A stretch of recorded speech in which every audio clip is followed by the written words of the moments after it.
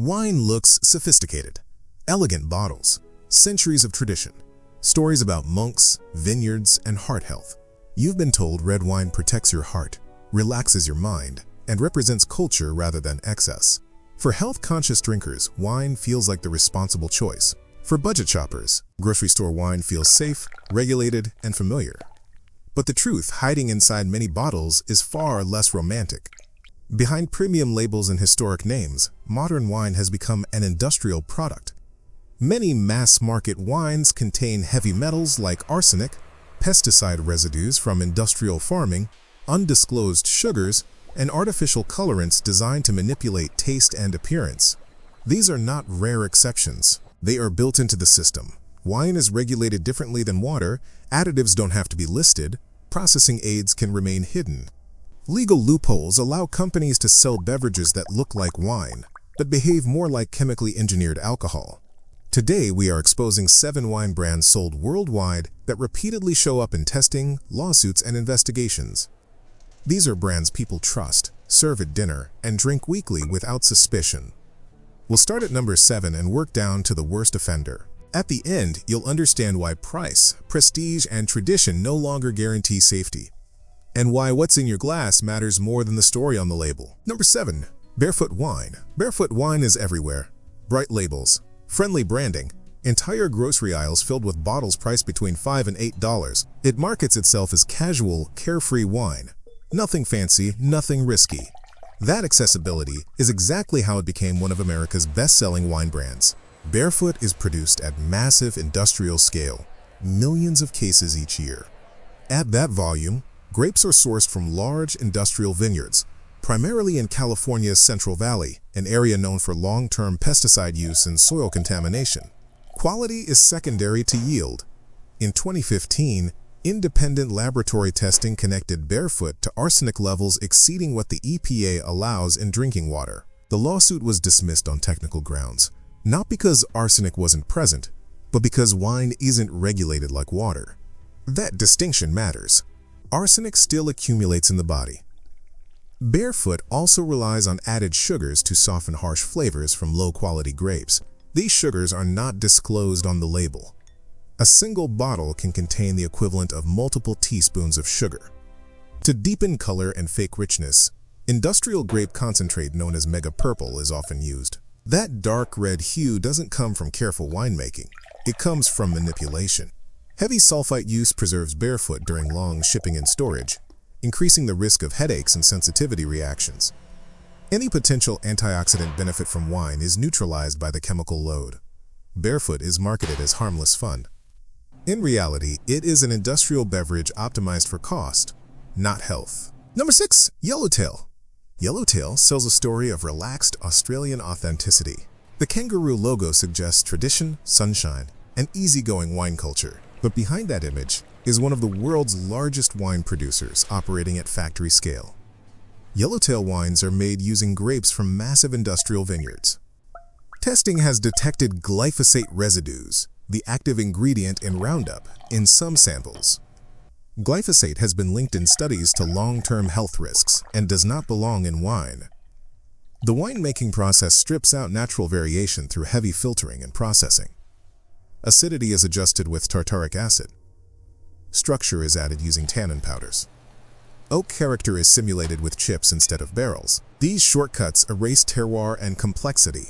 Sulfite levels are pushed high to ensure shelf stability during global distribution. Many people who report wine headaches are reacting not to alcohol but to excessive sulfites. Yellowtail delivers consistency, not quality. The wine tastes the same every year because it is engineered to, not grown to. Number 5. Woodbridge by Robert Mondavi. The Mondavi name carries prestige. It helped build Napa Valley's reputation. That history is why Woodbridge sells so well, but the connection is largely symbolic.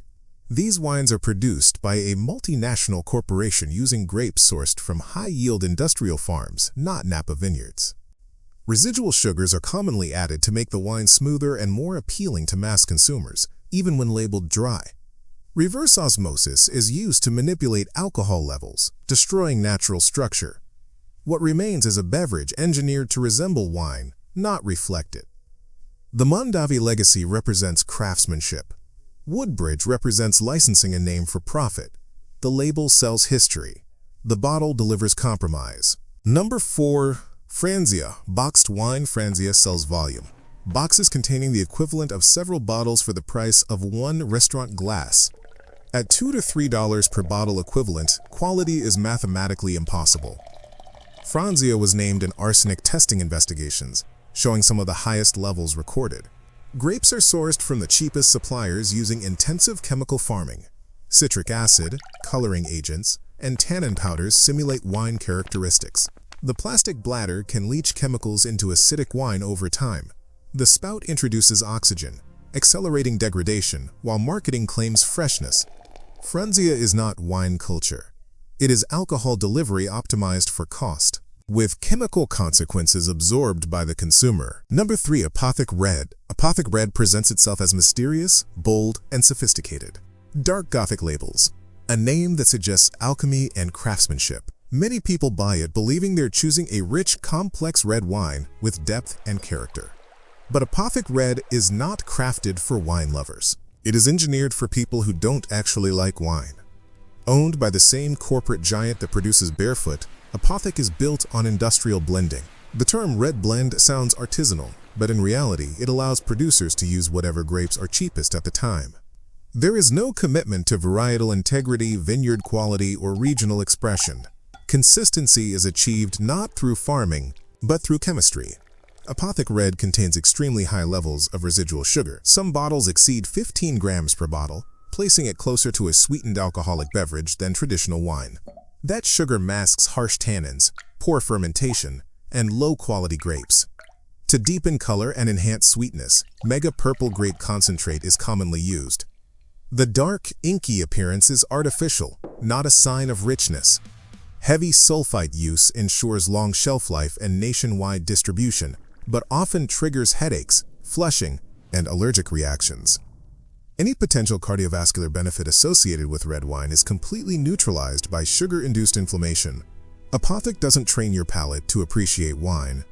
It trains it to crave sweetness. This is not wine culture, it is sugar delivery disguised as sophistication. Number 2. Kendall Jackson Vintner's Reserve. Kendall Jackson Vintner's Reserve is one of the most recognizable wines on restaurant menus across America. The word reserve suggests careful selection, higher standards, and special attention. In reality, the term has no legal definition. Any wine can use it, regardless of quality. This brand operates on scale, not craftsmanship. Grapes are sourced from high-yield industrial vineyards, often far from the image suggested on the label. The signature buttery flavor profile is not a natural expression of terroir. It is engineered using controlled malolactic fermentation, proprietary yeast strains, and flavor compounds designed through consumer testing. The wine is heavily processed to remove natural variation, then rebuilt to taste identical year after year. Sterilizing agents eliminate microbial life, creating what some winemakers call dead wine. Stability is prioritized over vitality. Shelf life matters more than character. Kendall Jackson dominates restaurant lists not because it is exceptional, but because of aggressive placement programs and distribution incentives. What many diners interpret as a safe, quality recommendation is often a business decision. This wine represents the transformation of winemaking into flavor manufacturing. It looks traditional, it tastes consistent, but it has little connection to the living agricultural product wine is meant to be. Number 1. Concha y Toro. Concha y Toro is one of the largest wine exporters in the world. Its branding emphasizes Chilean heritage, old-world vineyards, and global prestige. But behind that image is a production system built on volume, regulatory gaps, and unequal standards. Multiple investigations and independent tests have identified pesticide residues in export wines that are restricted or banned in other regions. Chemicals linked to neurological and developmental harm have appeared in samples sold abroad. While domestic markets face tighter controls, export wines often receive less scrutiny. This is not accidental, it is economic strategy. Industrial farming practices prioritize yield over soil health. Vineyard workers have reported exposure to chemicals without adequate protection.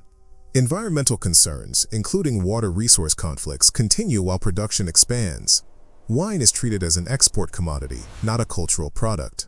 Winemaking shortcuts accelerate aging and manipulate flavor to create the illusion of maturity. What should take years is forced in months.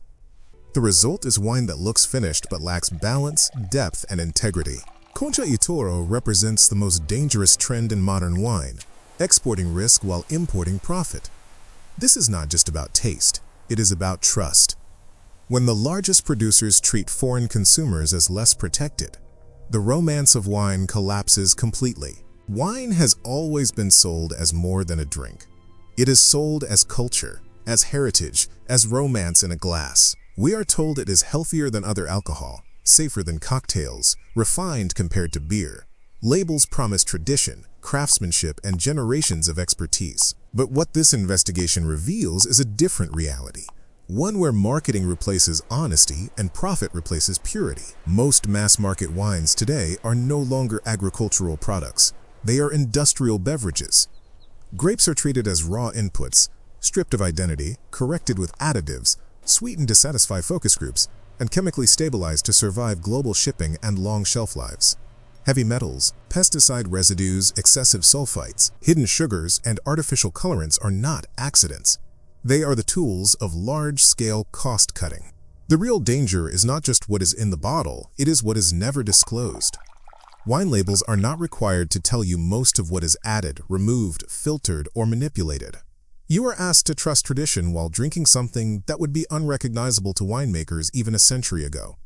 And when problems surface, arsenic, banned pesticides, fraudulent sourcing, the system protects producers, not consumers. This does not mean wine itself is the enemy. Wine is not the problem. The system is. Real wine still exists. Wine grown in clean soil, farmed without chemical dependence, fermented naturally, and bottled without manipulation is still being made. But it does not come in the cheapest bottle, the darkest color, or the loudest label. The rule is simple. If a wine is impossibly cheap, perfectly uniform year after year, unnaturally dark, overly sweet, or mass-produced by a global corporation, something was sacrificed to make that possible. And it was never profit. You do not need to drink more. You need to drink smarter. Fewer bottles, better sources, transparency over tradition claims, farming over flavor engineering. Check your rack. Question the label. Respect your body. Because culture should never come at the cost of contamination. And the most dangerous ingredients are always the ones you are never told about.